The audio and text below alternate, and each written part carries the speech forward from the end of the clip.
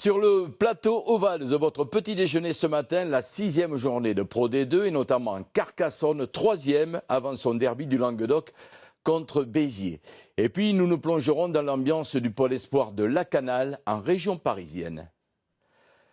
Bonjour à tous, une première ce week-end en effet est spécialement dédiée aux supporters des 30 clubs professionnels, avec notamment la programmation de nombreux derbys. Exemple vendredi soir au stade Albert Domecq entre Carcassonne et Béziers, match de la 6e journée de Pro D2. Un derby du Languedoc, Carcassonne classé 3e, abordé sereinement. Rien à voir avec le stress de la saison dernière où les Audois avaient dû batailler jusqu'au bout pour assurer leur maintien. Est-ce le prolongement de cette incroyable remontée? Éric Mouget s'est donc rendu au pied de la cité. Carcassonne-Béziers, c'est notre grand format Pro D2, image Rémi Carayon, montage Benoît Jacques. Regardez. Au cœur de la cité, il y fait bon s'y balader. L'ami Baki Maïté, après Massy, Béziers et une saison difficile au Stade Français, retrouve son poteau l'ex-3 quarts centre Medji Tidjini, ainsi que ses nouveaux repères à Carca.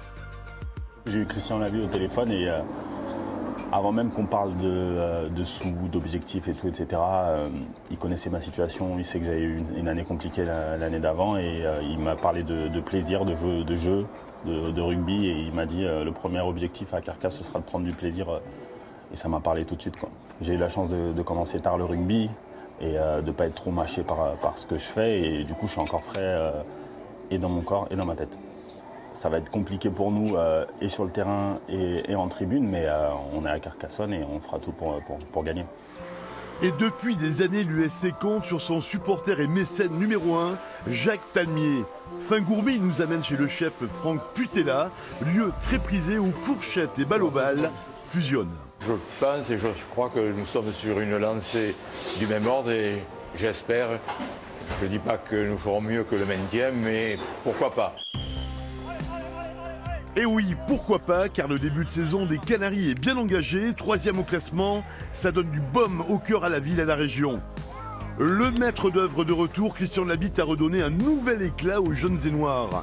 Nash, après les avoir sauvés la saison passée de la descente, continue sur sa lancée. On a gardé l'ossature, on a essayé de garder l'ossature, mais voilà, comme souvent, quand on est le plus petit club financièrement, les meilleurs s'en vont. Ça, c'est le côté frustrant parce qu'on n'arrive pas à maintenir les joueurs qu'on arrive à rendre meilleurs. Ça fait partie du jeu, c'est comme ça. Je crois que nous, cette année, on s'est contenté d'essayer de remplacer les joueurs qui sont partis, essayer de créer un groupe, mais surtout sur la cohésion. Une cohésion où la chance est donnée aux jeunes, à l'instar du talonneur Maxime Castan. Depuis 6 ans au club, il est aujourd'hui à 22 ans en équipe 1. Tout d'abord, c'est le club qui m'a donné ma chance en première. Donc pour ça, je leur suis reconnaissant. Et puis voilà, l'esprit de groupe ici est incroyable. Chaque année, c'est de mieux en mieux. Les anciens font tout pour intégrer les jeunes et c'est ce qui fait qu'on arrive à avoir une bonne équipe compétitive.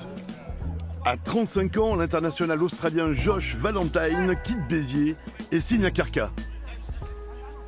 J'ai déjà passé 4 ans là-bas et j'ai toujours des amis qui habitent là-bas. Je suis toujours en contact et j'ai eu quelques mecs sur le téléphone cette semaine, mais je suis excité pour faire un bon match ce week-end. Et ce vendredi, c'est une première, la Fan Days, la journée des supporters.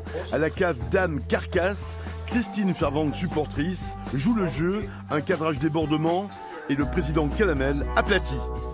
Bien sûr, une bonne initiative de la Ligue. En plus, je crois que c'est en faveur ou en direction plutôt des supporters.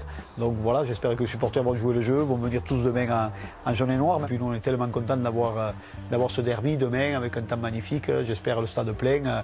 Voilà, les commerçants qui jouent le jeu et ça, c'est génial.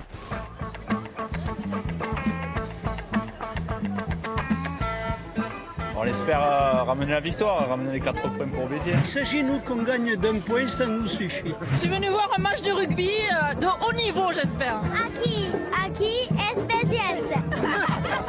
Alors comment on dit Fan Days en patois? Fan Days, balma innocent sul parc in Aursel Cambolo.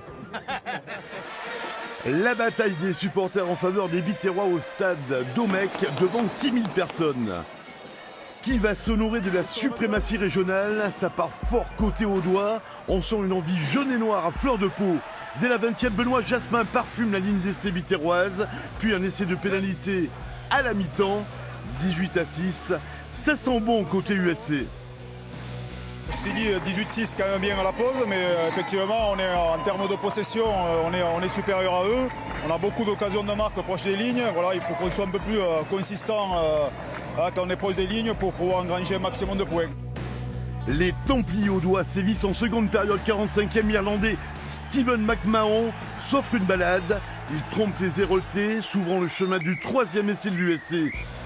Plus gaillard dans tous les compartiments, l'envie des jeunes et noirs réjouit le public de la cité. Et ça continue encore et encore déchaîné.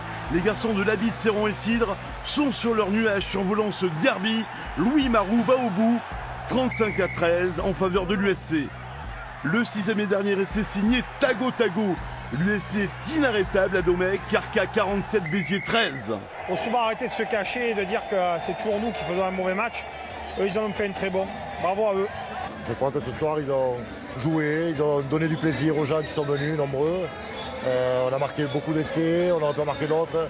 Ça fait beaucoup de bien, c'est notre premier bonus de la saison. On a essayé de faire du jeu, on a eu une bonne défense, on ne prend qu'un seul essai. On peut espérer des belles choses. Yes, il suffit d'y croire et entretenir l'espoir.